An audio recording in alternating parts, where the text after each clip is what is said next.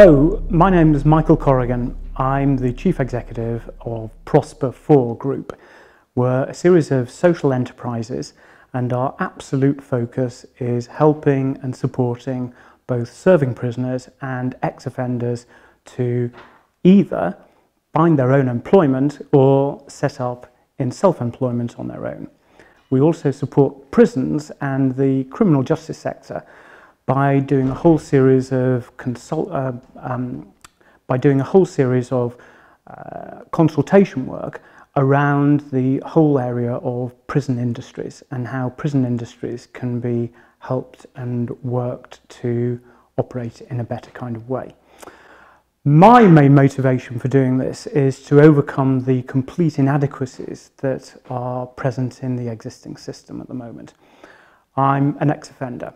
I was in Brixton Prison and I saw there two key things which required some action, and I stood up and acted. The two things were the lack of any good standard of any work that was taking place in terms of resettlement, particularly around employment. People are helped to fill in CVs in various different formats. As an employer now myself, I would never employ anybody who'd ever filled in one of those CV formats. They're completely suboptimal. People are sent on employability programs. They're uniformly not up to the mark. So something needed to be done about that to make it better. The second thing is that in prison and then subsequently, nobody actually, I found, supports people right the way to the end of their journey. So if you say a simple thing like, I'm going to help you to find a job, the end game of that is finding a job. And yet, across the board, uniformly, nobody actually helps you to get to that end point. So for both of those, I decided that something needed to be done. We set up Prosper 4 on the back of some work that we were doing in Brixton Prison around helping people to get out of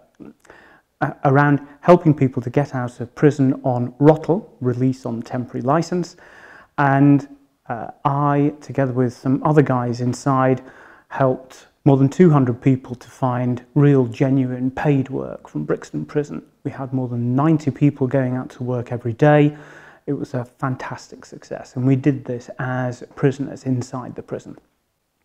We carried on doing that work, and we now run courses around self-employment. We're accredited, we won awards, we've been given grants by major grant-making charities, and we've helped more than 30 businesses to set up, ranging from everything from an alcoholic toffee apple company to a company that does electrical fitting of industrial buildings.